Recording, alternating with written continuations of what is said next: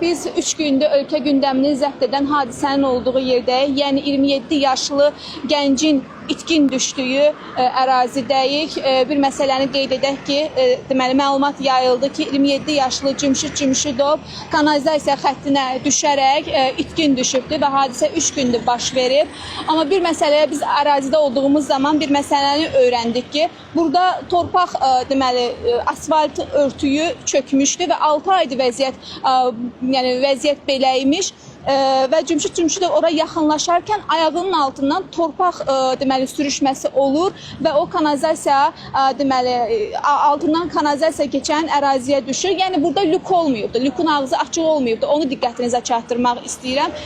Deməli ərazidə Fövqəladə Hallar Nazirliyinin xüsusi xilasediciləri əraziyə cəlb olunub. Su Ehtiyatları Agentliyinin verdiyi 15 nöqtə üzrə axtarışlar davam etdirilir və bir məsələni də qeyd etdim ki, biz ərazidə olduğumuz zaman, ailəsi ilə söhbət etdiyimiz zaman onu öyrəndik ki, Cümşüd Cümşüdov ailənin tək övladıdır. O evdən marketə getmək adı ilə çıxıb və gəlib burada deməli bu hadisə yaşanıbdır və axtarışlar davam etdirilir.